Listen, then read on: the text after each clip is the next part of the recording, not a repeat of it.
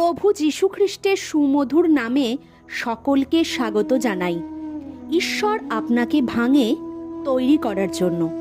কিভাবে? আসুন দেখি বাইবেল আমাদের কি বলছে।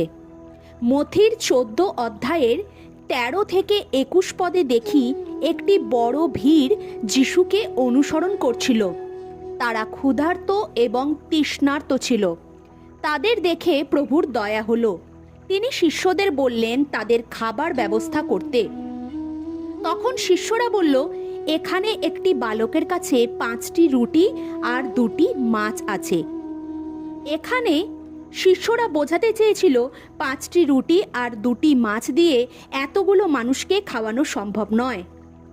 কিন্তু প্রভু বললেন, সেগুলি নিয়ে এসো, এবং ঈশ্বরকে ধন্যবাদ দিয়ে 2টি রুটিকে টুকরো করলো, অর্থাৎ ভাঙলো। তাতে 5000 লোক খেলো। এখানে 5টি রুটি ও 2টি মাছ যিশুর কাছে শিষ্যরা সমর্পণ করেছিল।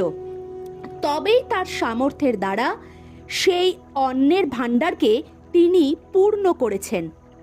তাই আজ যদি আপনি নিজেকে যিশুর কাছে সমর্পণ করে থাকেন, কিন্তু প্রতিনিয়ত আপনি অনুভব করছেন আপনার হৃদয়ের শূন্যতা ও ব্যর্থতা, তাহলে চিন্তা করবেন না। বিশ্বাস করুন, ঈশ্বর তার সামর্থ্যের দ্বারা আপনার শূন্যতাকে অসীম আনন্দে পূর্ণ করতে চলেছেন।